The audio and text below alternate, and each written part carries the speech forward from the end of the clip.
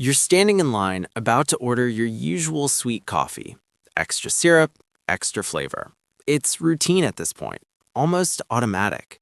But what if I told you that this one small daily habit could be quietly damaging your kidneys right now without you feeling a single warning sign?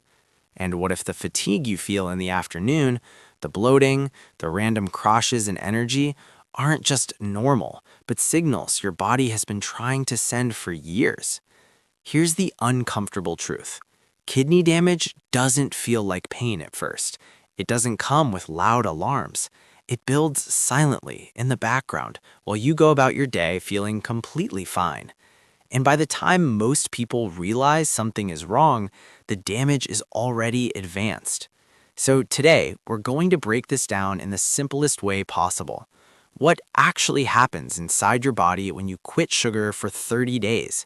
Why the first 72 hours feels so difficult, and how something as simple as reducing sugar could change the long-term health of your kidneys. Right now, inside your body, your kidneys are working non-stop. No breaks, no off days. Every single minute, they're filtering your blood, removing waste, balancing fluids, and keeping everything stable. They're one of the hardest working systems in your body, and also one of the most overlooked, because when they're working properly, you don't notice them at all. Now imagine this. You have a high-quality water filter. Clean water goes in, clean water comes out. It works perfectly. But then, instead of clean water, you start pouring in thick, sticky liquid. At first, the filter keeps up. It pushes through. But over time, it starts to clog. It slows down. It wears out faster than it should. That's exactly what excess sugar does inside your body. It forces your kidneys to work harder than they were designed to do, not occasionally, but constantly, day after day, meal after meal. And here's the dangerous part. You don't feel this happening. There's no pain, no immediate discomfort, just silent stress building over time. But the moment you remove sugar, everything starts to shift, and it starts faster than most people expect. Now, let's talk about the first 72 hours, because this is where most people struggle. This is where most people quit. When you suddenly stop consuming sugar, your body reacts. You might feel tired, your mood might drop, you could get headaches, you might feel irritated for no clear reason, and the cravings, they can feel intense, almost like your body is demanding sugar. But here's what's really happening. Your brain has been trained to expect quick energy from sugar, fast spikes, instant fuel. So when that source disappears, your system has to adjust, and that adjustment period feels uncomfortable. But while your brain is reacting, something important is happening in the background. Your kidneys are finally getting relief. Less sugar in your bloodstream means less pressure on your filtration system, less overload, less internal strain. You won't feel that directly, but it's one of the most important changes happening in your body during this phase. Now, here's something most people completely overlook. Sugar doesn't just affect your energy, it affects your fluid balance and your blood pressure. When you consume high amounts of sugar, your body tends to hold on to more water. That's why you sometimes feel bloated, heavy, swollen. It's not just what you ate, it's how your body is responding internally.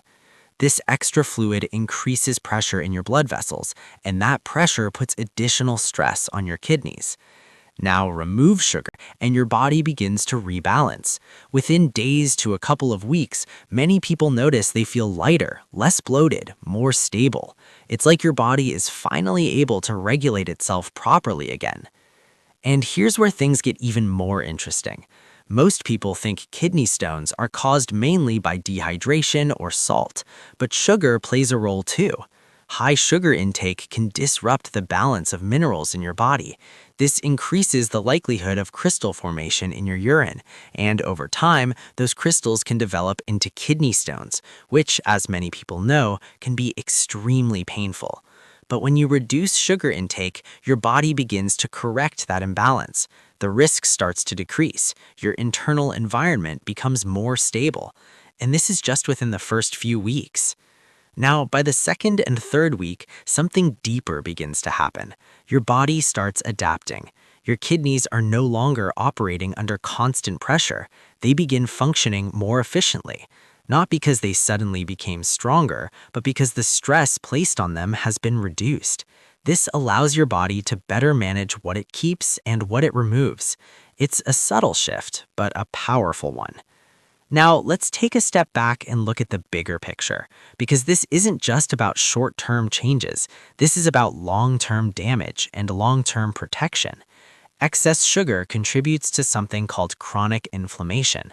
Think of it like a slow-burning fire inside your body.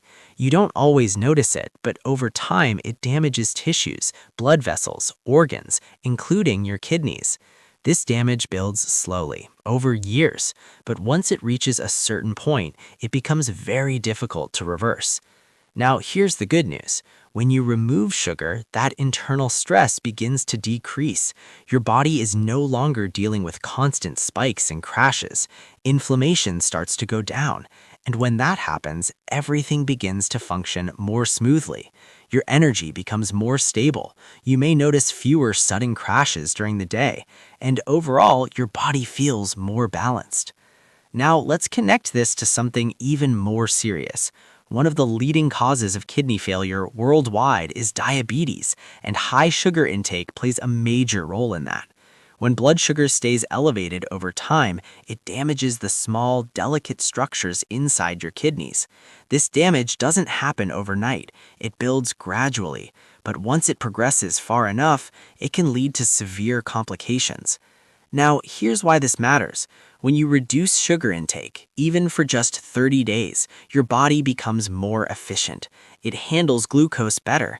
It requires less effort to maintain balance, and that reduces long-term strain on your system, including your kidneys. Now, imagine the alternative. When kidney function declines significantly, your body can no longer filter waste effectively. At that point, external support becomes necessary, and that often means major changes to your daily life, frequent treatments, strict routines, lower energy levels, less flexibility. It's not just a health issue, it changes how you live.